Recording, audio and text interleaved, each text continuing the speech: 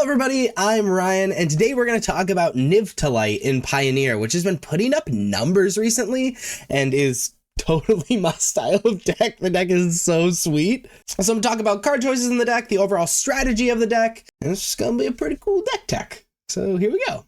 This is Niv-to-Light in Pioneer. Now notice it's a Yorion deck. I think that's the first thing to point out. So it's running 80 cards in the main deck, and that's totally okay. Mostly because we have quite a few cards that can capitalize on Yorion, you know, being blinked, but also we want a lot of options to be able to grab with Bring to Light, which is the first card I wanted to point out. So this is effectively a mid-range, I play better cards than you deck that is trying to capitalize on Bring to Light. So Bring to Light is a 5 mana with Converge, basically meaning that if it does something better, the more colors you use to cast it. So search your library for a creature, instant, or sorcery card with mana value less than or equal to the number of colors of mana spent to cast the spell. Exile that card, then shuffle. You may cast a card without paying this mana cost. So we're a 5-color deck. So the idea is we normally Bring to Light for 5. We can do it for 4. Oh, hi, kitty. And then we can toolbox pretty much our entire deck, barring the enchantments, which is why we're running so many one-ofs. Now, on top of that, we also have a few value grabs. The primary value grab of this, which affects our deck building,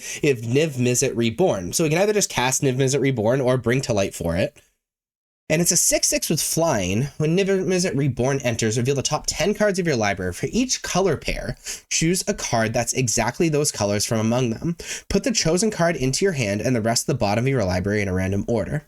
So the reason this influences deck building is because we want to play a bunch of different color pairs, basically just like every guild. So we need black-blue cards, black-white cards, black-green cards, green-white cards, red-white cards, all of that stuff, so we can grab them with Niv-Mizzet. And so we're running a bunch of one-ofs in a ton of different color pairs, as you can see right here, to not only be a toolbox for Bring to Light, but also like as a Niv-Mizzet target. We also have a bunch of other Niv-Mizzet targets right here, but they're not one-ofs, so we don't necessarily need a toolbox for them, but I think we should talk about them right now anyway. So as far as the non-one-of color pairs, we're playing Lightning Helix, deal 3 damage, gain 3 life, just very good. Again, also grabbable with Niv-Mizzet because it's a Boros color pair. Pillage the Bog, look at the top X cards of your library, where X is twice the number of lands you control, which we end up with a lot of lands in this deck if things go okay. Put one of your hand, the rest of the bottom of your library random order. Very often this like ends up being a tutor. You can also plot it if you don't need a card right now, but want one later on.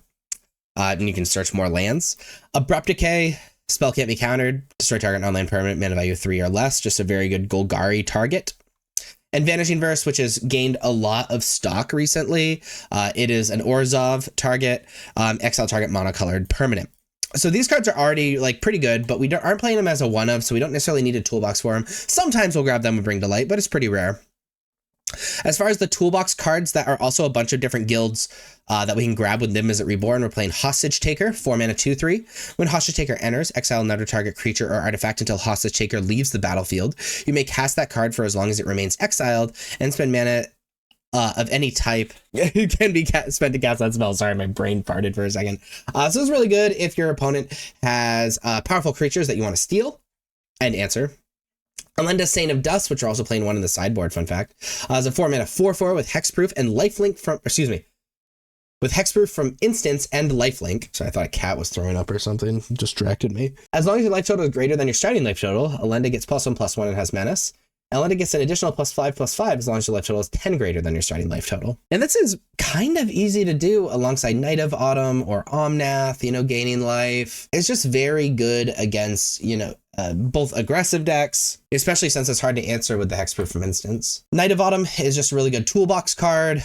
Put 2 +1/+ encounters on it if you just want a big person. Destroy artifact or enchantment or gain 4 life. Deafening Clarion, great board wipe, especially against aggressive decks, because you can like have your creatures gain lifelink and also gain a bunch of life alongside it, 3 damage to each creatures. Maelstrom Pulse, a Golgari target non-land permanent, and all other permanents of the same name. It destroys them. Kulagon's Command is another great toolbox card, and it's a Rakdos target. You can choose 2, return target creature card from your graveyard to your hand. Target player discards a card, destroy target enchantment, or deals 2 damage to any target. Again, really, really good toolbox card. Main deck Artifact Hate can bring creatures back if it's a big grindy matchup. Unmoored Ego is an extraction effect. Is a Dimir target.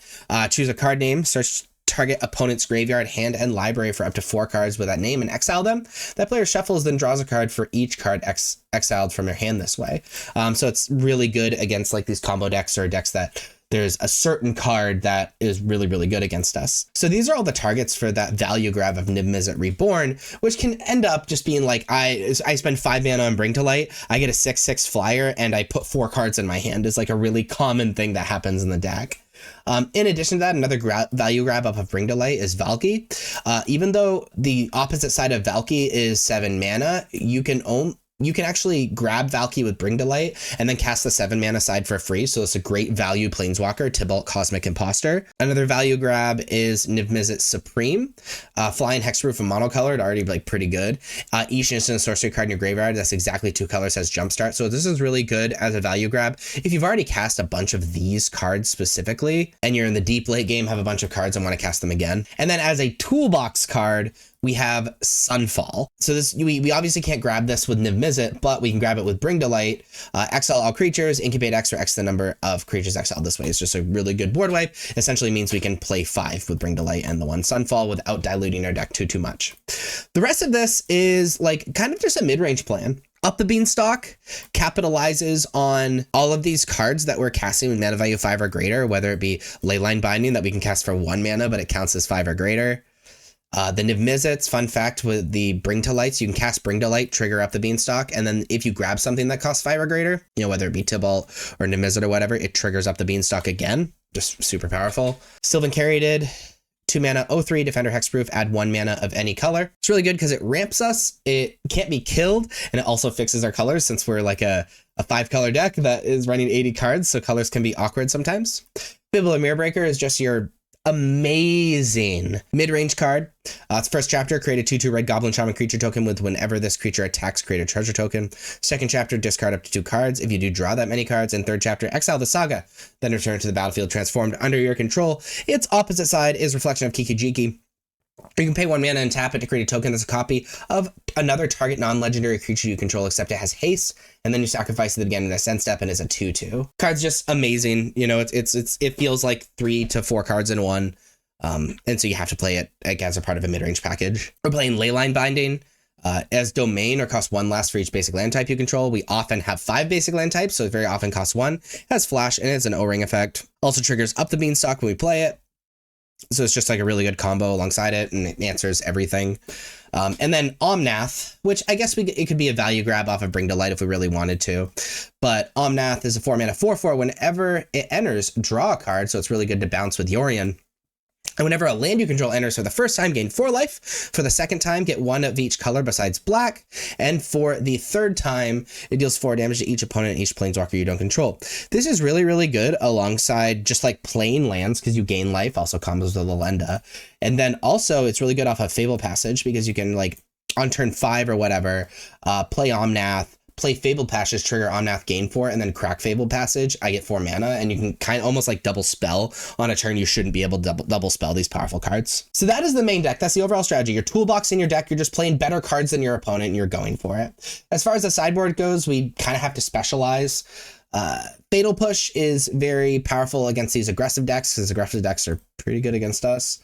Rest in peace for Graveyard Hate. Dovin's Veto to be able to protect our combo and protect a Bring to Light. Good against counterspell decks and Treasure Cruise decks and whatnot. Camball is a 3 mana 2/3. Whenever an opponent casts a non-creature spell, that player loses 2 life, you gain 2 life. Really good against combo decks, really good against Phoenix. Deafening Clarion just for additional cheap board wipe. Another Leyenda, again, because aggressive decks are rugged and having these life linkers that are nearly impossible to be dealt with is very powerful. Yasharm Implacable Earth is a 4 mana 4/4 Selesnya grab, by the way. When Yasharm enters, search your library for a basic forest card and a basic plains card. Reveal those cards, put them into your hand, then shuffle. Players can't pay life or sacrifice non-land permanents to cast spells or activate abilities. This is mostly for Junsack, as it stops the combo, but it can be good against other things. I've already talked about why Yorion's good and why we're playing Yorion, and we're playing a Casualties of War, which is a Golgari grab. Choose 1 or more, destroy target artifact, creature, enchantment, land, or planeswalker, and you can choose all of them. This is just a very good mid-range card, and again, we can grab it with Niv-Mizzet. So there you have Bring to Light, Niv to Light in Pioneer. If you liked this video, please be sure to like and subscribe. Check me out on social medias. Links are above me and in the description. Thank you so much for watching. I'll see you next time. Bye-bye.